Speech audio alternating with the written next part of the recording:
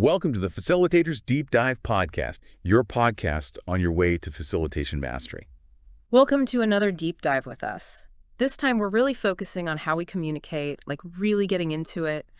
And, well, we're using the Satir model to guide us. You sent us this manual, the Satir approach to communication. And you know what struck me? It's not just theory. It's like, okay, here's an exercise. Try this out. See what happens. I love that experiential approach. Oh, absolutely. And the whole idea that the way we communicate is a reflection of our self-esteem. I mean, that's deep, right? Yeah, that's classic Satir. I mean, her whole thing was that communication is a skill. We learn it, which means, we can change it too. Right. She truly believed everyone has this potential to reach what she called congruent communication. Congruent communication. So what's that exactly? Think of it like this. Your words, your thoughts, your feelings, your actions, they're all lined up. You're being genuine, authentic, everything's in sync. Wow. Okay, I'm already intrigued. And what's great is that Satir's work, it's not therapy, right? It's about giving you these tools to communicate better no matter where you are. Work, home, out in the world, it all applies. So practical. Exactly. Now, this manual dives into some interesting things that affect how we communicate. Some of them are, well, kind of surprising, like body language. I never thought about how much that plays a role. Oh, huge. Even just how you're positioned. You're sending a message without even realizing it. Oh, tell me about it. I had this super awkward conversation with a coworker once, and now that I think about it, it was probably because we were both perched on the edge of a table. It felt so stiff and formal. Totally. It's like your body's talking even when you're not. It really is. In the manual, there's this exercise where people have conversations in all these weird positions, like face-to-face, back-to-back, standing, sitting. Right. And you quickly realize how much that impacts you. Not just you, but the other person too. Yeah, for sure. Okay, so body language is one thing. But then there's the actual words and phrases we use. I caught myself saying, it seems and it appears a lot. After reading this manual, I realized, whoa, that's distancing, isn't it? Exactly. It's that lack of ownership. Right. Satir was all about being clear, especially with feelings. So instead of, it seems like, try, I feel. I feel much more direct. Way more powerful, too. Yeah, and less room for, misunderstanding. For sure. Oh, speaking of misunderstandings, there's a section on projections, stereotypes, all that stuff we carry around but don't always talk about. Juicy stuff. Oh, yeah, everyone's got those preconceived notions. Yeah. But Satir, she wanted us to bring it to the surface. Okay, let's look at this. Yeah. There's actually an exercise where you explore those assumptions you have about the person you're communicating with, and then, get this, you share them. Whoa.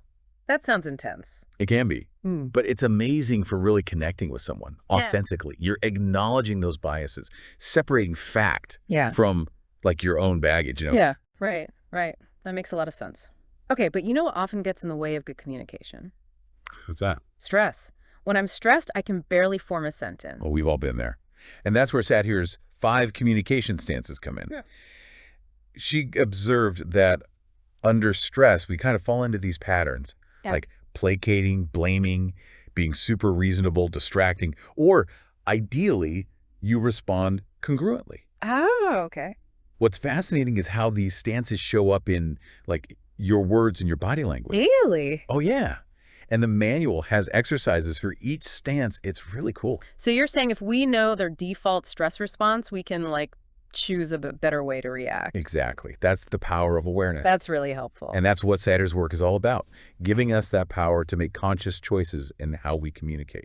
So we've talked about what can get in the way of good communication, but this manual, the Satir approach to communication, it doesn't just stop there. It's okay, here's a toolbox, go fix it. It really does give you the tools. There are so many practical things you can actually do. Yeah, and that's what I love about it. It's not just theory.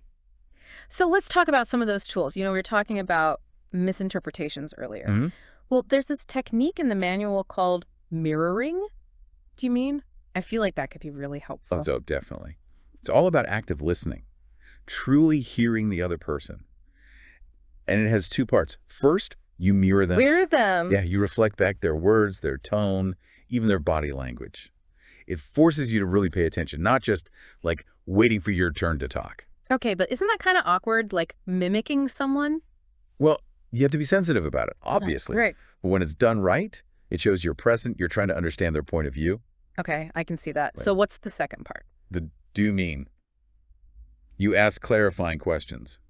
Not to agree or disagree, but to make sure you're both on the same page. So it's not about being right or wrong, it's about understanding. I like that. What about group settings, like team meetings at work? Those can get kind of tense, especially when people have, like, different opinions or things haven't been addressed. Oh, for sure. For that, Satir has this tool called temperature taking. It's a way to make sure everyone feels heard. Sounds interesting. How does that work? Well, you ask these 4 questions. First, what information do we need? So you're establishing the facts. Then, any complaints or recommendations. Ooh, getting right to it. Right. It lets people voice concerns in a constructive way. I like it. Then, what are our worries or concerns? This creates space for those, like, underlying anxieties. Okay, yeah. And finally, any appreciations to share. So you end on a positive note, acknowledging what's working well. That's such a good structure. You could even use that with family or friends, right? Just to clear the air. Oh, absolutely. It works anywhere. And speaking of, like, uncovering those hidden dynamics, the manual also talks about how our own rules and beliefs can affect how we communicate. Oh, that reminds me of this rule I used to have about always needing to have the last word.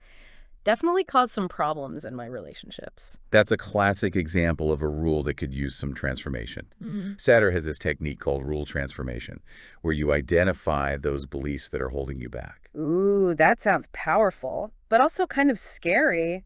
How do you even know which rules to, like, target? It takes self-awareness. Start noticing what creates tension. Like, I should always be agreeable, or I must never show weakness, you know? Yeah, yeah. There's this great exercise in the manual where you actually write down the rule that's bothering you. Mm-hmm. And then you literally cross out words, add new ones. You keep rephrasing until you have a rule that feels more empowering, more authentic to who you are. Wow, you're basically rewriting the script you've been living by. That's amazing. I want to hear more about how to do that. You know, I'm really feeling like we've gone deep on this one. Exploring the Satir model has been, like, eye-opening. I'm seeing how much is going on beneath the surface, you know, when we communicate, our words, our body language, even our beliefs. It's a journey, for sure. But what I love about Satir's work is that it's not just about identifying the problems, it's about empowering us to change. Exactly. It's like, okay, now that you see it, what are you going to do about it? Right. It gives you the tools to become a more conscious, skillful communicator. It's like having a map and compass for, like, the jungle of human interaction. Yeah. And we've seen there are all these practical techniques to try. Oh, yeah. So many things you can start using right away.